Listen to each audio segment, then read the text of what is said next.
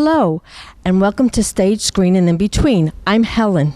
How royal do I feel today? I am at A Queen for a Day at the St. Clements Theater in Manhattan, and I am with the writer of this fabulous play, MICHAEL RICIGLIANO Jr. Michael, the play was phenomenal. I loved it. Second time I'm seeing it, you know. Thank you. Yeah, I'm glad that you liked it. Yeah. Now, I also saw your work in Lilies of the Feast at the Long Island International Film Expo, and I know you won awards there, the short, and you just finished a full-length feature, am I correct? Yep, we won the Best Short at the Long Island Film Festival a few years back, and we just finished the feature-length version of that last summer in Williamsburg, Brooklyn. So now let me ask you, A Queen for a Day is so riveting. How long did it take you to write this? It probably took me start to finish about a month and a half. But from then you keep revising and revising, and we had done readings and you'd go through it and then you're cutting and you're adding. So, you know, it's kind of a process over, you know, a couple of years, but the bones of it took me maybe a month to 45 days.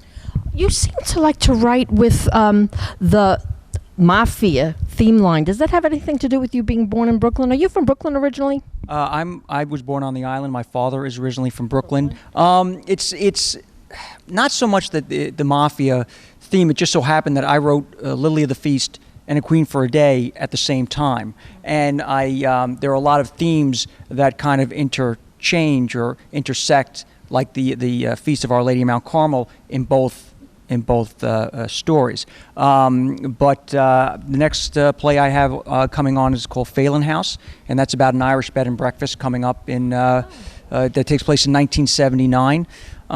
Is it a comedy or is it serious, dramatic? It's a drama. Yeah, it's about in 1979. 1980, the Catskills really were declining. Yeah, because a big problem is, you know, to be a queen for a day is to actually have a proffer agreement, and you're an attorney also, right? So that the person is allowed to almost confess and get away with it on this one day. Right. If they turn somebody else in. Correct. It's a one-day immunity deal where what you say can't be held against you in future proceedings. But it doesn't mean that the government has to give you immunity or has to give you a plea deal. They just want to see what you have to say. But if they don't give you a plea deal or immunity, the problem is that the good thing is that they can't use what you say that day against you if they decide to take you to trial. But if you give them a lead, they can track down that lead and it can kind of find its way back to you. So how great is it that you have Vincent Pastore, you have Dave Proval, you have Portia, and David Deblinger. Did I pronounce that right? Deblinger. I'm sure that people are very attracted to your work because you're getting to have a very good reputation right now. So that must be a great sense of pride for you to be able to have both.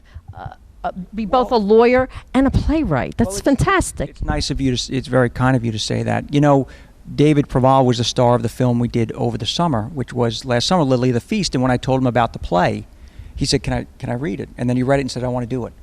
And I said, "Oh, okay."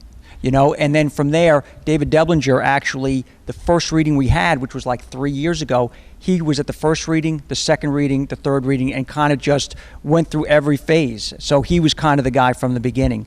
Portia is a Labyrinth Theater vet, and she just blew us away in the when she auditioned. And Vinny Pastore, you know.